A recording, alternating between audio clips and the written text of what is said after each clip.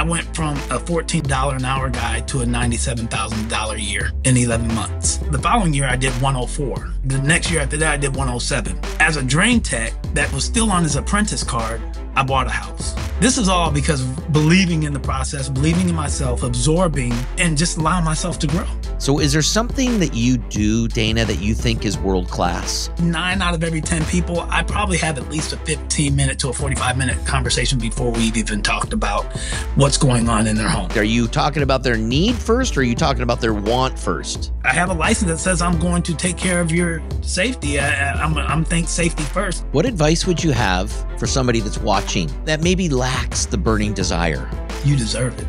Once you start obtaining, be humble. Give 110% of what you have. Don't worry about what it is. Just give 110% of what you got. I would like to welcome everyone to the Wisdom of Wrench podcast. Boy, do we have a special show today. My name is Kevin Comerford, and we've got a gentleman that's joining us today that is a top performer in the area of plumbing sales. His story, which you're going to hear just shortly, is all about consistency, growth, perseverance, and progression. And boy, am I excited to have Dana Barnes on our podcast today from Abacus. Abacus is a very, very special place in Wrench. And Dana Barnes, as you're going to see today, is a very special technician that works there. I just want to take just a minute before we get Dana on with us and just talk about his success. We've done the GOAT Awards now for 4 years. Dana is a 6-time winner. 6-time GOAT Award winner. In 2021, he won second place in win rate. In 2022, he won in win rate and showed up in tech-generated lead revenue. In 2023, he was third place in win rate, fifth place in tech-generated leads. And then in 2024, he finished sixth place in overall plumbing sales. So here's a gentleman who's made it happen with win rate. Win rate means what percentage of the time are you winning, going above the service fee when you walk into a home? And Dana is in the upper 90s. He also then progressed and began to be able to generate leads for others in the tech-generated lead category. And now today, he's selling his own jobs and getting clients happily involved in their services. Dana started as an apprentice at Abacus, and talking to the president of Abacus, Tony Patino, who I just learned this morning, gave the thumbs up when Dana came in for his interview. Started at Abacus at $14 an hour. Progressed as a drain technician after being an apprentice. Got his license, and as I said earlier, is now full-blown plumbing salesperson, plumbing technician. And we hear a lot of people talk about 10X, like I want a 10X. Well, Dana did it when it comes to his income. Dana 10X'd his income from where he started with Abacus. You're going to see, like I have seen, this gentleman has got so much great energy, so much great spirit. He is a just enthusiastic, incredible human being on stage when we're at the GOAT Awards. So, ladies and gentlemen, I'd like to bring him on right now, Mr. Dana Barnes. Dana, how are you? Good. Hello. So good to have you here. So good to have you joining us. And let's just get started, my man. Let's start all the way back. I want to hear a little bit, and so do our viewers. You are a special GOAT, 6-time award winner. I want to hear your background, how you got into the trades, where you grew up. I know Abacus is there in Houston, so I'll let you take it from here. Okay. Well, first of all, I was born and raised in the Midwest in a little town called Rock Island in Illinois. I'm one of 9 children. Actually, I'm the baby of 9 children. So I only know spoiled in attention. So basically, to tell you a little bit about, I grew up in the Midwest, and I grew up in a house just like the Brady Bunch. If you ever seen the show The Brady Bunch, our house was the same exact house as the Brady Bunch, just flipped the staircase. Instead of the staircase going up on the right side, ours went up on the left. Yeah. So it was a 3-story home in the Midwest with a full basement, where if you walked up the front stairs and walked down the back stairs, you were in the kitchen, and Alice would be in the kitchen cooking her food. You go down the basement steps, then you can go back out in the backyard through the steps that take you up into the backyard. So grew up just like the Brady Bunch. Family of 9, everybody made the attic their bedroom at one time. There was 9 of us in the house at one time, 9 kids. From there, pretty much grew up in a household where my father, he was a very religious man. He was the deacon of the church. I really feel like my father is one of my biggest role models for one reason, just his testimonies from other people that he's received at his birthdays. And he's the type of father that he said, Dad, I can't go to church today. I just don't feel good. And he said, well, that's exactly why we're getting up, because that's where you need to be, praying for your health and being thankful for your health. So that was the type of father that raised us. He's Baptist, but he sent us to Catholic school. We could have went to public school for free, but he decided, I'm sending all my kids through Catholic school. So we had to go to Catholic school all the way until middle school. No choice. That's where the education was. So he was going to make sure we got the education, or at least got a good start. And my mother was right behind him on all of that. My mother, she was very religious. She was the lady that would be down in the basement of the church, cooking for the congregation when church was over, handing out the plates. My mother to me was a very, very, very special lady. Just because she was so experienced by the time she raised me. I think I might have got the best of my mother. She was that type of mother. She had 8 to practice with, right? She already had the practice in. She was the type of mother that literally never really put a hand on me or had to whoop me, but she could give me a look that told me she was so disappointed it hurt worse than a whooping could ever hurt. So she's just a special lady. She had passed away 2004. With that being said, that's what kind of shook my world. My mother, well, let me back up one second. My mother, when I was born, my parents were actually done with having children at 8. My mother was in the kitchen cooking food for the whole family before I was born. And she was trying to adjust the burners down so she could meet my sister at the corner. We lived in Illinois on a hill. The hill came down for two blocks, and then it panned out right at the corner of our block. So there's a corner house, and we're right next to the corner house. My sister was told never to cross that street because the crossing guard stopped a block before that street. So cars would come off the hill and come down kind of fast.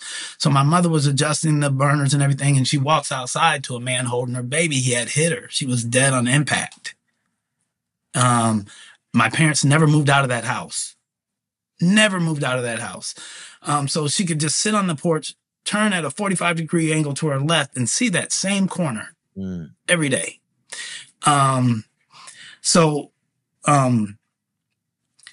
my mother actually got done grieving over the loss of her child, she went to my father and said, I want to have another child. And I just happened to be that child. So with that being said, I just feel blessed to be here. Chills, buddy. I feel blessed. Chills. Dana, I just got chills, brother. I mean, I feel blessed to have the parents that I have. My father's still living, and he's still always encouraging scripture and just hard work and dedication. So with that being said, I guess I kind of go into what kind of drives me on some of the other aspects of this question. I would say, with all the leadership that I've had and all the older brothers and sisters that I could follow, I was in sports. So our family is very, very competitive and sport oriented. So we're driven on being competitive and putting our best foot forward and giving 110% all the time. So I played basketball, I played soccer, I ran track and football. And I did that all the way up through junior high. And then when I got in high school, I pretty much focused on football and basketball. So won a state championship in Indiana as a freshman. I was on the team. I'll go back. You might remember, some people might, Big 00, Eric Montross, that went to North Carolina with Dean Smith. That was our center my junior year. I mean, his junior year and my freshman year. We won state that year. That was the only year we won because we had a 7-foot center, but we did good. So with that being said, I think what drove me is sports. It's just the competitiveness, the drive, the accountability that you have to bring to the table. It just fit. And then I always had my older brothers and sisters I was trying to follow and try to beat their records. So that was that competitive drive. So with that being said, I think that spilled into what I am now with Abacus, giving 110%, not taking things for granted, and just being a people person and genuinely wanting to know what clients may need when I step into their home. It's very easy for me to just walk in and talk and give them a lot of who I am before we've even talked about why I'm even there. So that's one of the things and I'll probably save a little bit of that for a little bit later on for maybe any other question that you may have. But let's stay on the topic of sports. Okay. I've heard that multiple times where the competitiveness, the drive, the accountability, and how great athletes are able to translate that over into what you're currently doing, which is selling as a technician or getting clients happily involved as a technician. How tell me how that translated for you? Like, what could you expand on that a little bit more? Yeah. So being in sports, I did excel pretty well. So I was always a captain, being in a smaller town of about 77,000 people at that time. I was one of the better athletes. So I was kind of held to a different standard than the rest of the team a lot of times. If the team was playing and they're not supposed to be talking, I'm the one that was supposed to, hey, pay attention, not follow the example, lead by example. So that's where sports came in for me, just being a captain of the team, being more accountable, being kind of, I would say kind of like a franchise type player that if it's games on the line, teammates are looking up to you. You're gonna be that last shot. You're gonna be the go-to person, and being able to handle that pressure and want that responsibility is, I think, what's translated over into the plumbing industry for me. Even before plumbing, I was pretty successful. I've managed some other retail places and things of that nature. So just being accountable and wanting to lead and kind of manage or oversee things is pretty much natural. It started from time I was pretty much in kindergarten, first grade, when I first started playing sports. So I think the success of an athlete, translating it into the work field, I think it's a great way to build, because just the discipline going into practices, having to run, do like soccer practice. We would run 3 miles before practice started, then going back and doing your sprints and just the discipline to want to keep doing this over and over and over 2 and 3 times a week. And then translating. So by the time you've got a great foundation of what is right and how to develop and grow into something that people would love to get a grasp of. That's what's triggered me to be that same person in the work field. I really want to be a person that someone wants to emulate or to congratulate or want to hang around. I want to be that person. So in order to be that person, I know that I have to be the person that wants to hang around successful people, more experienced than myself. or with more knowledge in plumbing or whatever aspect of life that I'm looking at. So that's how I've kind of prided myself with sports translating into the work field. Just truly embrace yourself, embrace the opportunity, because every day is not promised, and just give it your all, and just absorb as much as you can. Be a sponge.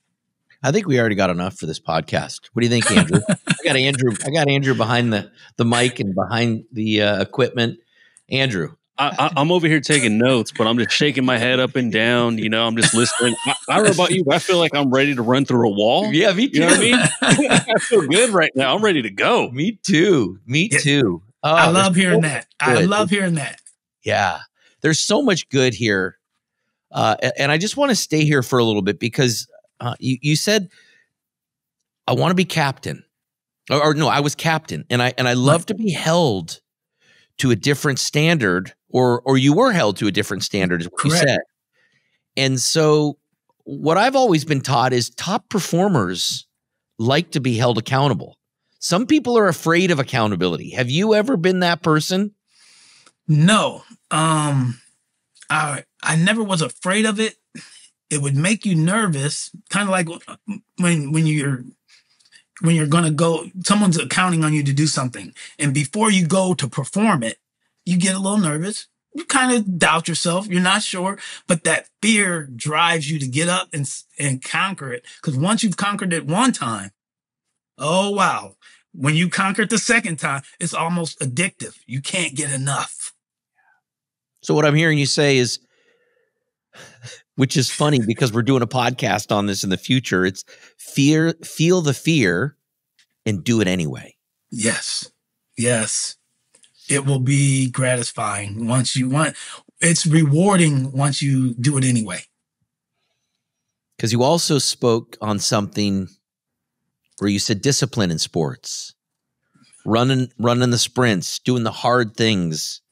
And one of the things that I've learned in my life is the way that you build courage is to do hard things. Yes. This morning I got up and got in 46-degree water in our cold plunge. What am I doing? It's only to build strength and build courage and feel like I can do anything today. I got in 46-degree water for 5 minutes, a little over in 5 minutes. But more importantly is, how does that translate? What are some hard things that you've had to do in the position that you're in as a plumbing tech?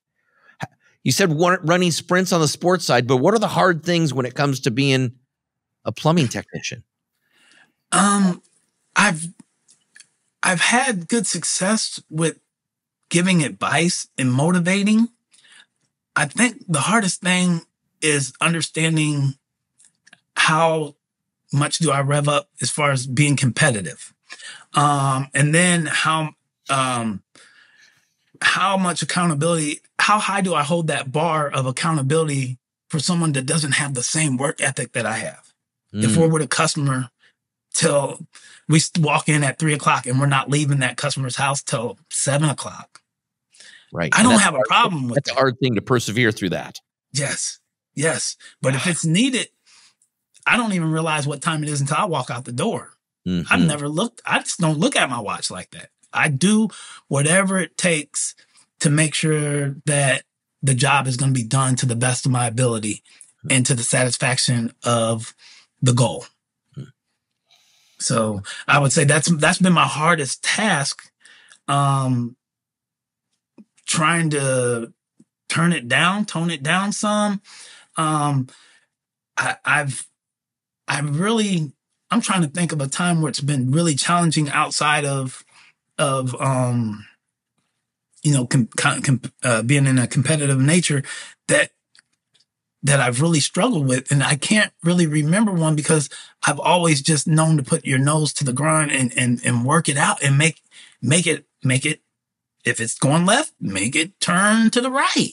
If you have to, whatever it takes to do it, and be thankful that it worked out. And even if it doesn't work out that way, you have another day tomorrow to make it better. So I kind of leave the hard stuff in the past and I look forward to the positive stuff and to the things that you can build on and be thankful for.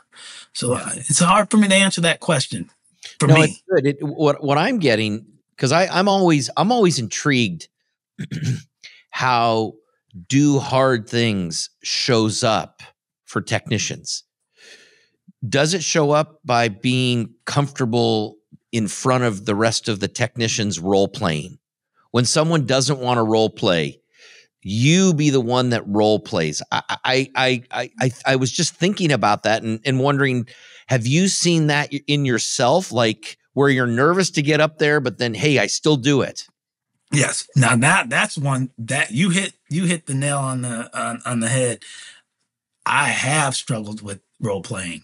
When I'm around my peers, I've set my bar so high for myself that it's very intimidating to get up and feel confident that I'm not going to say something that they laugh about or, oh, I can't believe I said that. So I think I'm playing mind games with myself just because I do have that fear in role playing.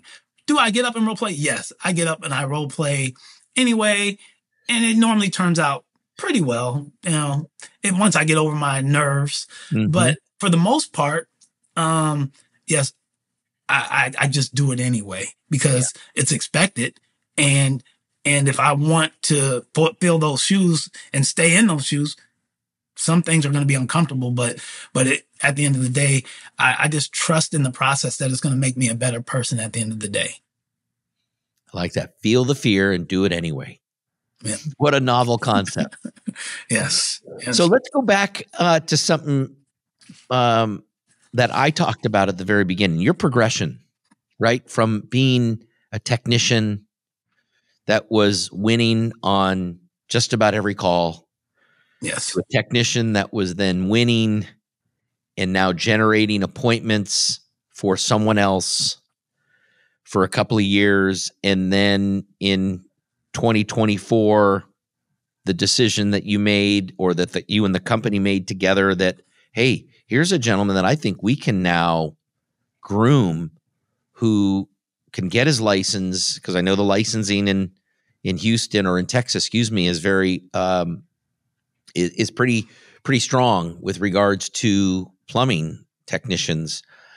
Get his license and now begin and be able to get clients happily involved in plumbing, sewer lines, whatever it is now, being able to get them involved yourself versus turning it over to someone else. So I want to kind of talk about your journey, because it seems like you started out as an apprentice, then you moved over and you were successful there. Then you moved into a drain tech. You were successful there. And then you moved into the plumbing tech and now plumbing sales. So kind of talk about your journey of progression at every level and your success at every level.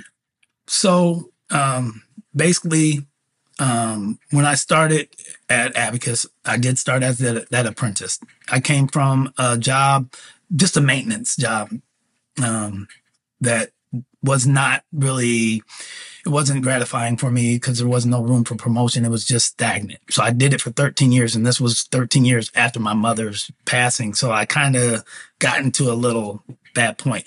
So then when I come to Abacus, this is why I came to Abacus, because I wanted a better future and a better life for myself. So when I came in as an apprentice, I just kind of just was being Dana, just doing what Dana does. And that role came pretty quick and easy, that it was apparent that he's not going to stay in this position very quick. So that was a role of success for me. About four and a half months later, I was going into a drain truck. This is where I really started growing, because I was working with master plumbers and journeyman plumbers. And I was really seeing what the trades are really about. So once I got into a drain cleaning truck and I could go to customers' homes and clean their drains out and recommend for a more experienced technician to come in and evaluate their problem and come up with proposals for corrective action to get this thing taken care of, or this situation taken care of. I give much respect and credit to Justin Justin Wagner, Bob Conley, Jose Parra, and Mr. Tony as well, our president. So all of these people groomed me through that process of becoming a better technician. So the only credit I give to myself is I was willing to absorb, and I asked a lot of questions. But for the most part, I followed their lead because I knew in order to be successful, and I learned this from a long time ago, I heard it when I was a young kid, in order to be successful, people hang around successful people. So usually you don't see successful people hanging around with someone unsuccessful on the street. It just doesn't go together. It's like oil and water. So I followed the successful people.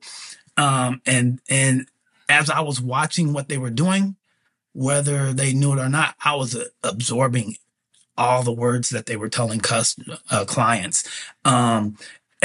Everything that they were doing when they were doing camera inspection, I would ask questions, and I was just absorbing. I was always asking questions.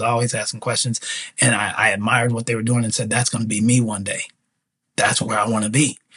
I didn't think it was going to happen as fast as it did because I was a drain tech for a few years, couple years. And then, I had made it to the Gold Awards back to back where I did where I made it on stage for TGL and win rate. Lo and behold, I didn't know Mr. Tony and some of my successors, some of the guys that I admired, got together and said, why isn't Dana getting a license? He's done everything he can do in the drain department. I was finishing on top of the company of Abacus, #1 technician every year for 2.5 years straight. I was #1, and pretty much in everything we do in the drain department. So, they made it very uncomfortable for me. They started, not really, manipulating things, but what they did is they said, okay, we're going to give certain calls and we're going to start pushing him out to do calls outside of the drain department while the other drain guys were going to be doing drain stuff. And I'm a numbers guy. So I'm competitive. Hold on. This guy's getting too close to my numbers. And they're like, no, we need you to. So they started making things uncomfortable. And when I seen one guy finish above me, I said, I'm done with this. I'm getting a license. I don't know why it took why I was being so stubborn. Yes. But that's what it took. Mr. Tony and Bob and Justin Wagner and Jose Parra, they all understood he's in his own way. I was blocking my success. But once I got that license, once I decided I was going to go get a license and I studied and and this was another fear of mine. I wasn't never the greatest student academic wise. I was always maybe 1A on the report card. And then I was maybe 1B if I was lucky. And the rest were C's, maybe a D in there if I really didn't like that subject. So I didn't do bad, but I was never an overachiever academically. So that test, that's what I was fearing the most. So I guess that was another one of those fears that I just did it, finally made up my mind and actually started studying and took that test, passed my written test. The very first time I practiced for a whole month straight. I read everything and I went through everything that was given to me from my prep class, and I passed that test. When I passed that written test, I was like, okay, this practical, I'm going over here and I'm going to kill this practical and I'm going to have myself a license. So when I decided to take my license, I said, you know what? I'm not even going to go ahead and go for a tradesman because I've been a drain tech for so long. I had over 8,000 hours. I'm just going to go ahead and go straight for the journeyman. I'm going straight for the juggler. So I went ahead and took that test, got my journeyman's license. Wow. And then when I come back, go ahead. I was going to ask, is that different than a master plumber? Yes. Journeyman? Okay. So your journeyman's license, you pretty much can do about anything a master can do other than run a business because you have to have a master's license to actually start your business. And journeymen can't do everything by themselves. They have to do it in the presence of a master plumber. So that master plumber is the one.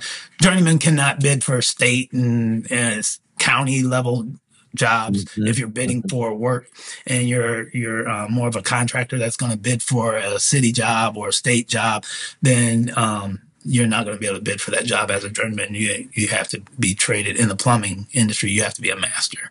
Okay. So that there's a difference in level. I couldn't take a master's test. You have to hold your journeyman's license for 4 years. Got it. In order to even take your master's. So that's what you have. You have your journeyman's. I have my journeyman's license. Yeah. Yes. That's great. So so these, I mean, you mentioned Justin, you mentioned Bob, you mentioned Jose and Tony, obviously, as the guys really came alongside of you. It just speaks to the culture of Abacus, how they want people to progress. What were some of the things that you saw from Justin, Bob, and Jose in particular that you were learning from? Well, the things I was learning from is that you really have a homeowner. Most clients that you go to that are homeowners, you have their number one investment in your hands. And that's what I learned from them. So when you make decisions, you need to make decisions as if this is your home.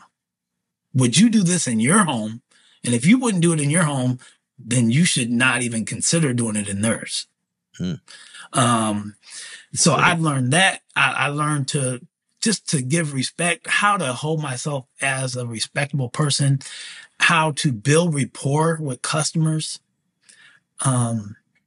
They've just taught me so much that it's hard to even think of all the things that they've taught me. They've just taught me to be a better man. One thing, I kind of knew it before, but they reintroduced it to me that the truth will set you free. So if you make a mistake, don't ever, run from it. Pick up that phone, because every plumber is going to make a mistake. You're gonna spill some water in somebody's house. You're gonna flood somebody's house, or you're gonna do something's gonna happen. And to actually own it and how you respond to that mistake is what's going to really be the longevity of your career, because spills are always made, but they can always be cleaned up. Yeah, that's great. Well, it sounds like you had great mentors. Yes. And that's what I see, Dana, Justin, Bob, Jose, Tony, and there's probably many more you could mention that have come alongside of you.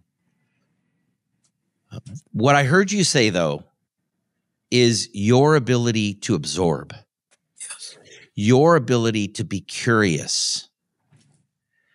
That, to me, I want to spend some time on that. Like, how did you learn to be curious? Because you said, I like to ask a lot of questions. I knew I was going to hang around these guys with success. Right. But I was curious. I was so what, how, that's a gift. Where did you get that? I would say that came from parents. It's in the DNA. And also being maybe the youngest child, because when you're young, you're always wondering what your brothers and sisters are doing, or how that worked, or how did they do this? So that curiosity got me there. The fear kind of kept me from doing it because I thought I was going to ask a dumb question, but just doing it again. That just ask the question. How did I do it? I think that burning desire to want to be successful, wanting to be I didn't want to take anybody's piece of the pie. I just wanted to create my own. I wanted my piece. I wanted my little sliver of that cake. That's it. I just wanted to be alongside them. So whatever it took, if I asked a stupid question, I just learned to say, you know what? That was dumb, wasn't it? And they say, that was a dumb question. And I learned there's no dumb question, because you actually learn more from the dumb question, the question that didn't make sense, than the actual ones that make sense, because you just navigate through it more, and it takes more of a thought process to understand why did that not make sense. If it makes sense, you just, click. you move on. But when you make a mistake, you understand. If you're a person like me, you'll try to understand why it didn't make sense, and then you'll correct yourself, and you'll grow into a better decision maker based on how you digest things around you, how you absorb the obstacles in front of you or projects that you're facing. Yes. So I want to go back, Dana, and talk a little bit about this burning desire to be successful. Like, have you always had that? Is that just something that's innate inside of you? It is. Like I said, it goes back to the sports once again. I hate to seem like redundant, but it goes back to the sports, and then being the younger child, seeing the success of my brother. They went to state back to back, and when we grew up in Illinois, he went to state back to back, got himself a scholarship. He was a McDonald's All-American. He broke the record in junior high for rushing yards. These are things that I chased. So when I saw my brother was very, very good at what he was doing when he played baseball, football, and he played basketball, I'm going to do that. But I want to be better. So it was just that natural competitive drive. So when I work today, it's not so much I want to be better, but I want to be among. Mm-hmm. Because better can come off very cocky, or people may not take that well. Mm-hmm. That you want to be better than them, but I definitely want to be among them. So when people tell me I killed it, I'm like, I did all right, but I like to downplay things for myself, but I know what I want at the end of the day. I want to be among the top, and no matter what I do, if I'm not, I call myself an 85%er. I might need to raise that bar a little bit higher to 90%er.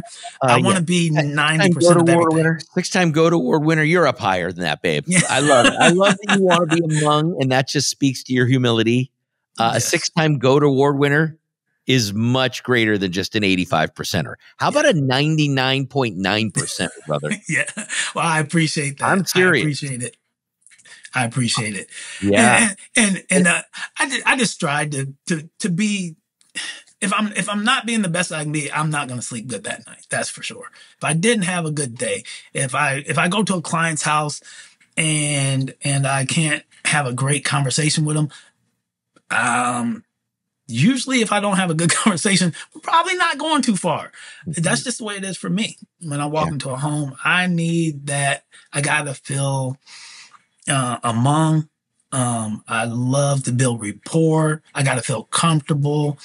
And I want to feel trusted as well. When I walk into someone's home. So these are just needs that I have. And it allows me to be who I am and actually give a customer exactly what they're asking for. When a client's asking for whatever they may be asking, I will go above and beyond to make sure I reach that goal. Mm. What advice would you have for somebody that's watching? For someone that's watching? That maybe lacks the burning desire. That maybe is on a bit of a roller coaster. Sometimes they have the burning desire. Sometimes it goes away. You just seem to be this person, and your numbers speak to it, because numbers don't lie. People do. And Dana's numbers tell a lot of truth. If there's a person that's kind of going up and down in this burning desire, what advice would you have for them? The first thing I would probably say is you deserve it. And you have to believe that you deserve it. Second thing is, once you start obtaining, be humble. Give thanks. And make sure you give back. For what you learned, make sure you're giving some of that back to somebody that may be at where you came from, or might be starting from a lot different position than you, but give back and help somebody else grow. And the more that you help somebody grow, the more you're going to grow, because you're going to want to help more people. In order to help people, you have to keep developing, you have to mature, and you have to grow. So I would just tell the younger people is that you deserve it, and to work hard, be humble, and give 110% of what you have. Don't worry about what it is. Just give 110% of what you got. Okay. I mean, what a formula. What a formula. Here's what I just heard. Number one, come to grips with the fact that you deserve it and you're worth it and you're enough. That's what I heard. Number two, Yes.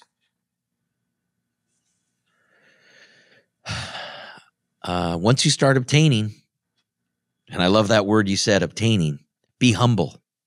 So once I start getting stuff, it's like I need to be more humble. Yeah.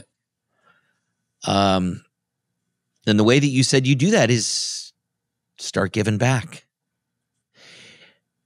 Have you ever seen a technician that started having success, or maybe even you, and they get what I like to refer to as the disease of me? Yes, I have. Well, they kind of forget. Yes. They kind of forget all the things that made them successful. Yeah.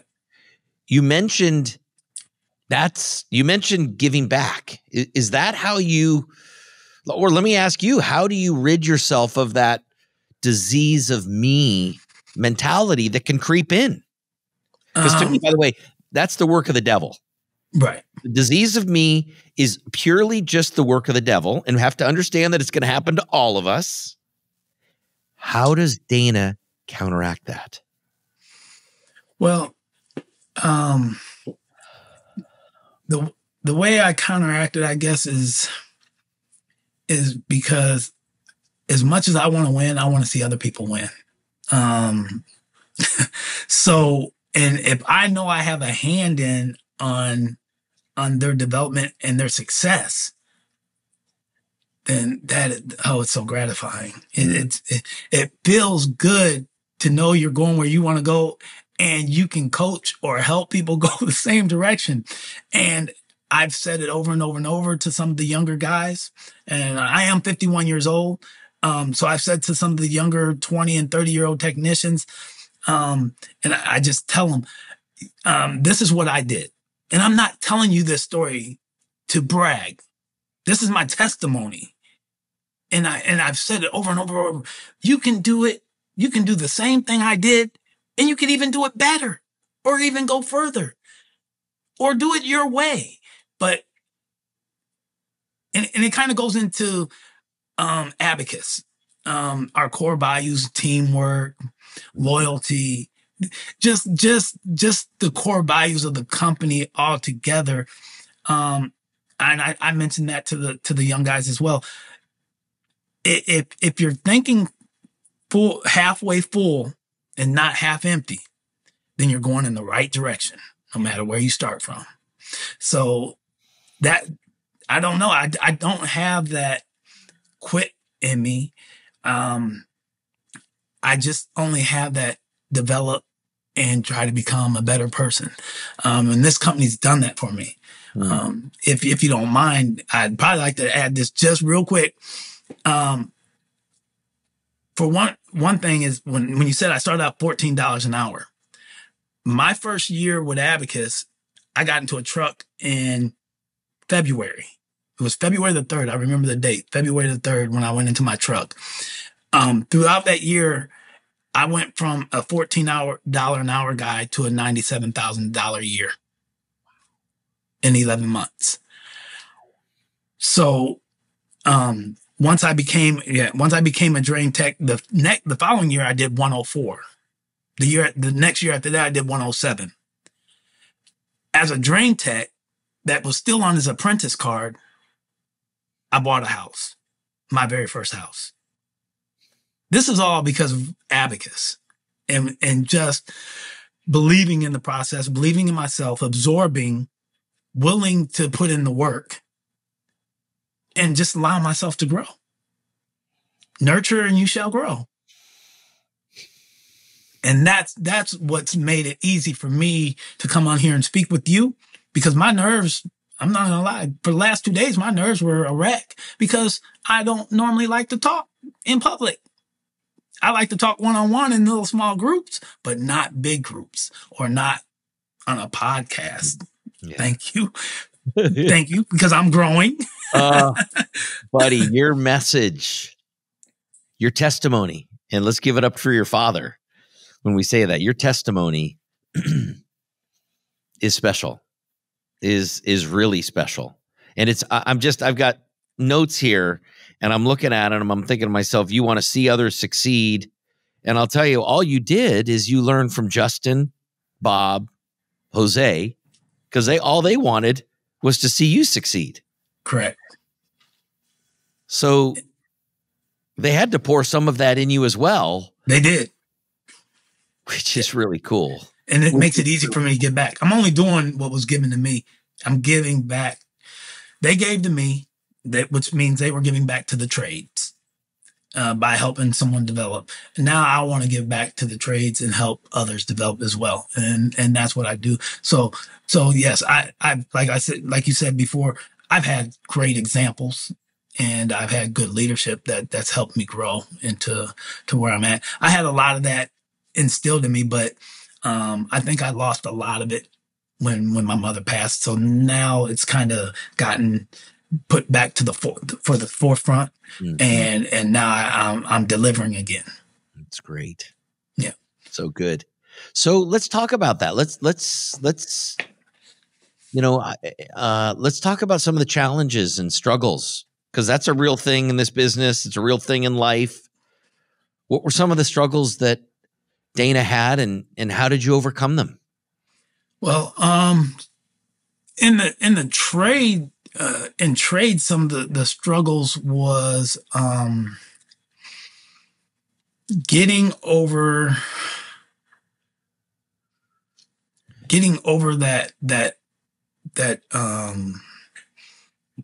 that fear that keeps you from moving forward. I've been successful in a lot of areas, but I've always had fear with trying to gain more knowledge or develop a better understanding of plumbing, as well as the other trades as well. Because I consider myself a cross trade technician. I go into a home and I talk to a person about plumbing, but I want to talk to them about HVAC if I see issues with their HVAC or their electric.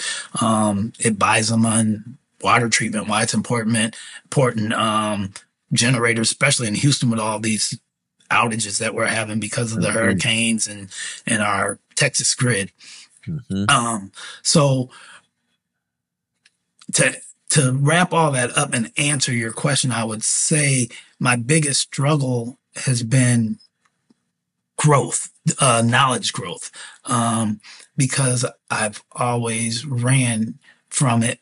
But how I've overcome it is by embracing it and speaking out more about it, even when it feels uncomfortable to people who they have the knowledge you're seeking. And that's a hard thing, to look inside yourself and say, look, I'm self-aware and I know I'm not as sharp as this man in front of me, but he has answers for me. And am I willing to let my guard down to ask the question so I can receive the information I need to grow? And that's a tough one. Yeah. How do you do that? Because it's tough tough for me. How do I let my guard down? The way it's worked for me is that drive to want to get to another place. And if I see I'm not going to be able to do this on my own, eventually you just got to become, you got to come one with yourself and come to realization you can't do this all by yourself. You need others to help you go through stuff. I mean, you can't be a billionaire in this country by yourself. You need others to believe in your product. In order to become a billionaire, you're going to have to sell something. So you gotta believe that Well, first you got to surround yourself around people that you can trust. So that way, when you do go speak to them, they don't broadcast or they don't laugh you out to the point where you would go into a shell and never want to ask any questions again. Mm-hmm. And that's why it's so easy for me here at Abacus, just because of the relationships I've built with these gentlemen that I've mentioned. And there's a lot of other gentlemen, but these are the ones that I see pretty much on a day-to-day.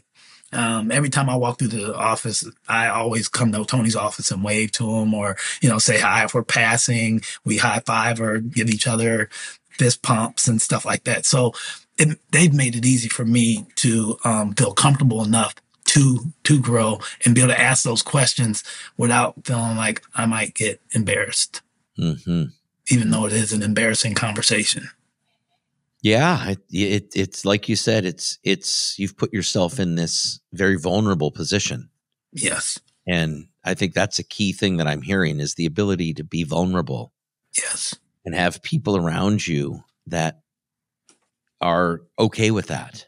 Yes. That are okay that, hey, Dana doesn't know this. And I'm going to be gentle with helping him through it.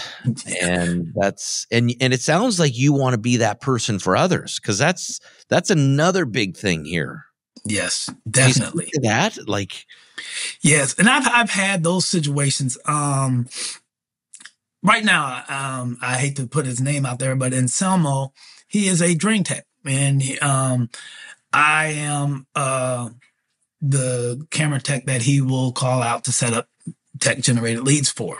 Yeah. So, Anselmo has struggled with understanding all the parts. He's got a beautiful personality. He's does very well with customers, with clients. And he gets the job done. He's a very good, strong drain technician. He has a weakness on ordering parts, and I noticed it, and I've kind of taken him under my wing, and I've helped him with some of those things. And one of the things that I said to him when we first started, I said, you know what? Don't worry. I just broke the ice for him. I said, I'm going to help you with this. I've been where you're at. Because when I was an apprentice and I thought I knew plumbing until I walked into Abacus's warehouse and saw all these parts that I didn't know the name of. Yeah. I was like, oh, but don't worry. I'm going to help you with this. And what makes this company so beautiful, and I let them know what makes Abacus so beautiful, is you have 20 odd master plumbers in this company right here. If you don't get your answer, it's because you did not ask you didn't ask the question to get to receive your answer. And I said, there's so many guys out here that be more than happy to sit down and talk to you, help you. So if you ever need help, if you don't pick up the phone, it's only going to be your fault, because you got more than enough people here that will help you and make sure that you go in the right direction. So, and I've embraced that. So, Anselmo, he calls me, hey, Dane, I'm having problems with this order. Okay, let me pull over. Let's talk about it.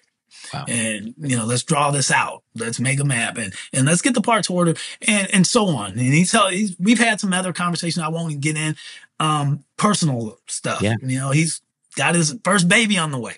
Oh yeah. He knows I've had 5. Oh yeah. So we've talked about some things. So, it's once again these are specific things, but it all ties into building rapport and relationships with people. It just always comes back to that rapport and relationship, no matter what you're doing, because somebody's already went through what we're all pretty much going through. I don't care how much technology changes or advances, you're still gonna need rapport and relationships. Yes. To move forward. You make it look easy, my friend. You make it look easy, yet, and I say that because everyone sees, if you've ever been to a GOAT Awards, everyone knows when Dana Barnes' name is getting called, it's going to be a next level of enthusiasm, a next level of energy, a next level of positivity, and it just feels good. It just always feels good. Yeah. How do you keep that high level of energy? I think I just have a lot of energy in me, first of all, and I got to get it out. So I'm not going to take too much credit, but for the most part, I think it shows respect.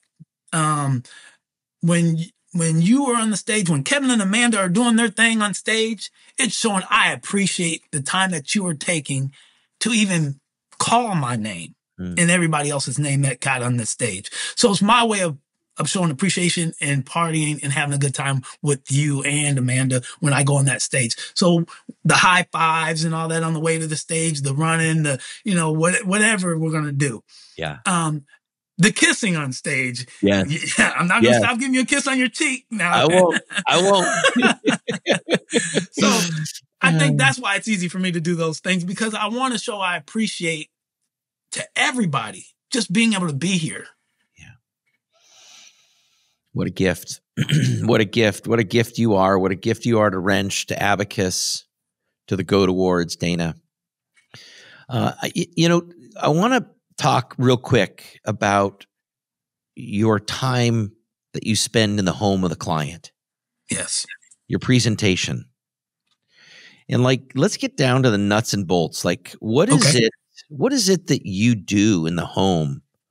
Now be thinking about a technician that's wanting to gain something. Can I get a technique that Dana uses that I can go out and implement today? So is there something that you do, Dana, that you think is world-class? There's a couple of things I do. Yeah. If I walk to a door and I can tell somebody is going through something, I can just tell by facial expression. To be honest, once I greet myself, hello, Dana with Abacus Plumbing, I'm here to help service your home today. And I can see that is everything okay? Just a nice, I will get personal, just everything okay? Do you need any help or anything? I'm always thinking humanity first, and safety, because maybe the person's not feeling well. Maybe the person just went through a stressful situation. I've walked into things that you don't hope that you walk into it, but I've walked in and I've had people tell me, no, it's not okay. What's wrong? I mean, what's going on? And me and my husband were going through a divorce, and the house is this, and this is going on, and blah, and you just hear the whole story. So now we're talking for about 30 minutes, 45 minutes before we've even talked about the problem, because it's going to be okay. Everything's okay. And you talk through things with people. And then you move forward, and make sure that they're okay. And then you give as much information as you have. Sometimes if you have someone that you speak to, like a psychologist, and you give stories and pass information, things of that nature. So be a hand. And then I normally will go into, once we've lightened up and everybody's had their little water and gotten the lumps out of the throat, then you can actually move forward and actually talk to the people and tell them what's really going on, or what the objective is. I understand that this is going on in your home. I'm going to go walk around, or you can walk around with me, and you get into the real eval of what's going on. But if I don't notice something's going on with the person, it's just everybody's fine. I normally will come in, and I am that open person. I'm going to walk in the door, and I probably will have a conversation with you about something in your yard, or something that I had just seen as I'm walking through the door once I've greeted myself. So I would say 9 out of every 10 people, I probably have at least a 15-minute to a 45-minute conversation before we've even talked about what's going on in their home. And I feel like it's important because I want that person to know who I am, and I want them to feel 100% comfortable and know how genuine I am and how transparent I'm going to be while I'm in your home. So if you've already By the time you start going around the house and you've already built a rapport with a customer to the point where they really feel like they've known you for a year and you just walked in their home, that's a great vibe. And that's what I need. And that's what I was talking about earlier. I need that for myself because I want the person to trust in me, to know I'm going to be transparent, that I'm going to take care of things in safety, need, and wants, in that order. No matter what I'm coming for, if there's a safety issue, I'm going to bring that to the forefront. Mm-hmm. I care about your life, care about your well-being. I've seen this be while I'm in there. You know, if I see it, I'm going to bring it up. And then we're going to talk about the need, what you call this for, or any need I may see while I'm walking around that home. And most of the time I ask them if there's anything that I see that it's not right, would you like me to bring it to your attention before I walk off? Then that third thing is, before I really leave the home, I don't always worry about their want right then at that point in time. I'll get to the point where once I've walked the home and I've gotten into sitting at that kitchen table, talking to them about their needs. I mean, talking about anything that's an emergency or a health issue. We'll talk about that. We'll talk about their need. And then before I even move forward with giving that presentation, is there anything you may have forgotten about or anything that you want? And I'm not just talking plumbing. I'm talking about in your home. Is there something, because maybe I can guide you in the right direction. I can help you, myself with it. So because I've noticed a lot of people, you have two different people. You got people that take care of needs because it needs to get fixed. It needs to get fixed. You have people that say, I'm not so worried about that need. I want this. Mm-hmm. I want this. At the end of the day, my goal is to make sure that customer's happy, but it is my responsibility to tell them their needs as well and their safety issues. So as long as I'm taking care of safety and needs, and if they're not a safety and need person and they're more of a want, at least we've had the full conversation. I've left the ball in their court and they get to play that ball the way they want to play it. So if they want to take care of their need, then they can. If they want to take care of their want, they can. Yeah. So am I tracking you properly? Like, would a need be, hey, you've got a root in one of your pipes. That's a need. You got to get it taken care of.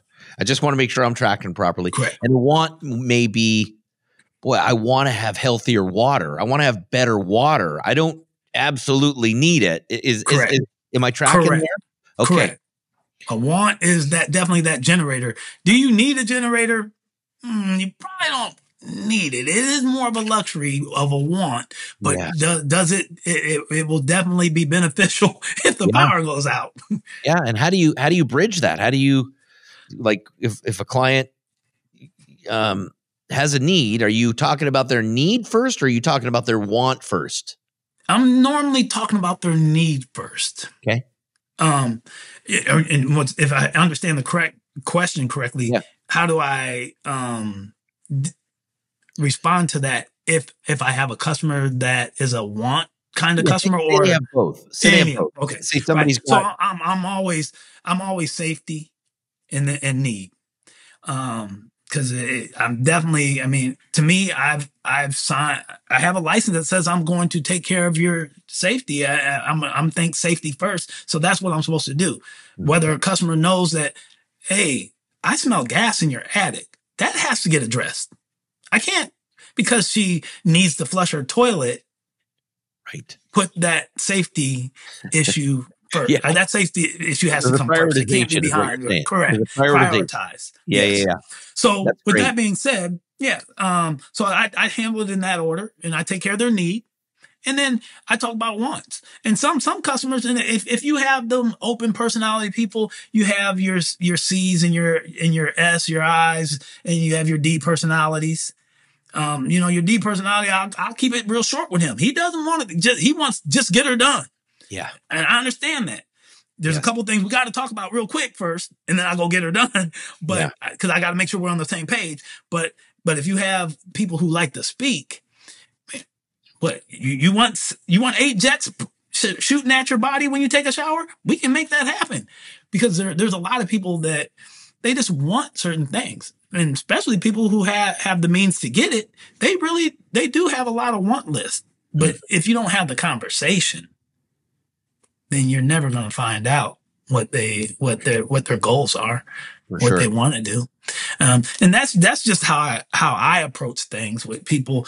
I'm just transparent with them. I tell them straight up forward that I just want to know what you want to make sure that when I leave the house that I've made you the happiest that any other technician that's come to your house has. I want to be there for you. I want to be your technician. I don't want to help you today. I want to help you today, tomorrow, next month, next year, and until I'm not able to help anymore. So, well, Dana, your sincerity comes screaming through. I appreciate it.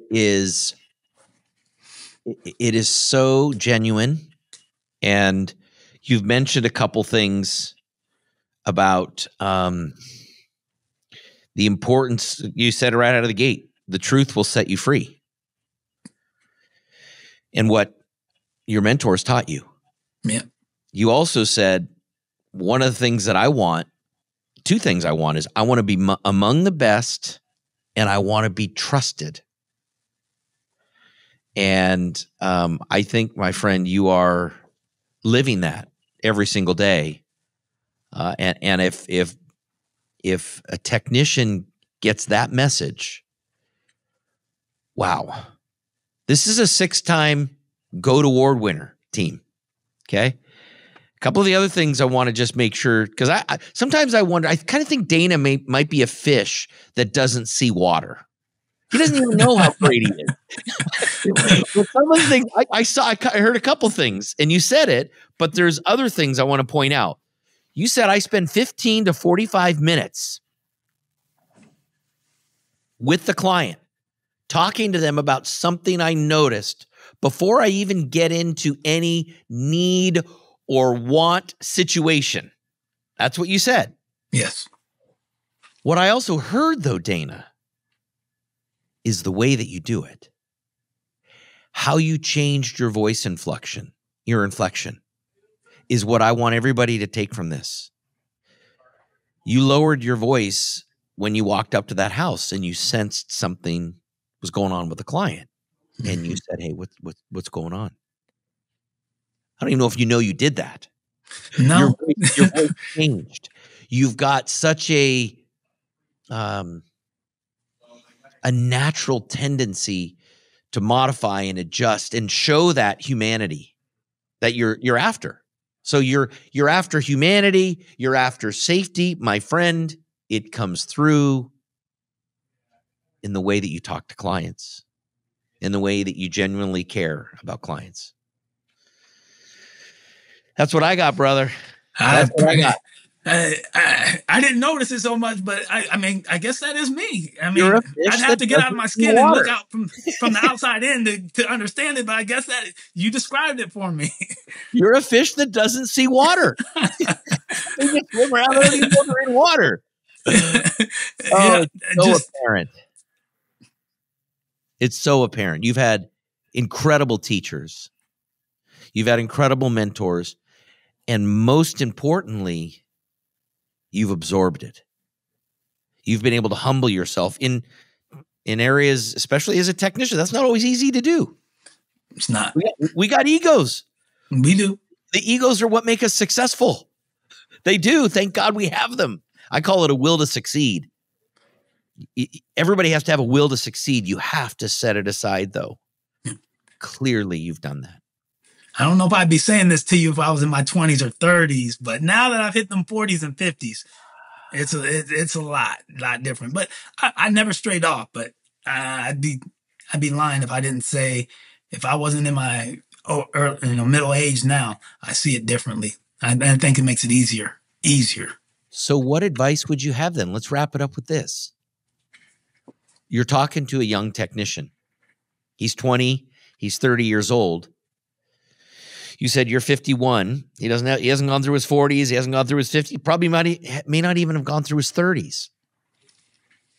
what advice would you have for that person that may be knocking up against their ego or that fear? I would say, I probably go back to earlier. The same thing is, you deserve it. The sky's the limit. The sky's the limit. Be humble. And set goals. Now, this is the one I tell them, you want to write this down or you want to memorize this.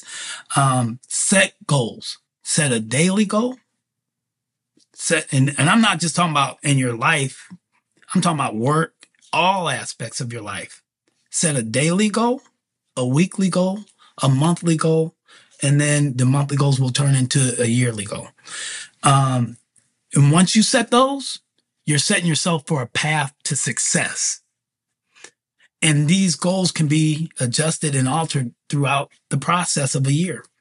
So as long as you are setting goals for yourself, you will eventually get to where you're trying to go. And you'll probably obtain the things that you want to obtain because you're going to set your goals accordingly to what your desires are.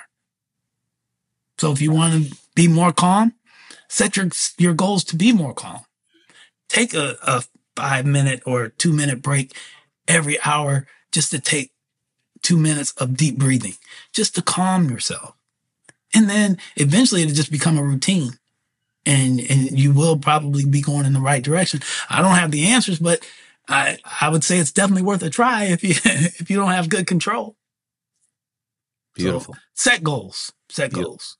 Well, I have faith that people are going to listen all the way till the end of this podcast. I have a lot of faith. And those that do, and I have a feeling a lot will, they're going to get a lot throughout. And then that last part about setting goals and setting personal goals and was just beautiful. It's just beautiful. So I appreciate it. Thank you. Thank you and Amanda. Thank the Wrench Group. Thank Abacus and everybody that's helped me grow up. It takes a village. So it was a village from day one. Yeah. You truly are a gift. I appreciate you. You truly are a gift. And I am so thankful that we got your story out. And I think your children will be so proud. I hope so. You're leaving a hell of a legacy, my friend. I appreciate you. You really you're are. the reason it's being left. This opportunity. I love it. Thank you. Well, thank you, team. We're going to wrap. We're going to wrap with Dana. Wow. So much good stuff. And I'm, as I end each show, I'm always somebody that is always looking at working on themselves. And we just had a guest, Dana, who talked about that over and over again, is continue to humble yourself, continue to look towards the future, continue to always have a bigger future. Dana, you are a perfect example of someone that has progressed and always made your future bigger than your past. So thank you for being an example to the way that I end each show, which is, ladies and gentlemen, here's to a bigger future. Thank you. Thank you.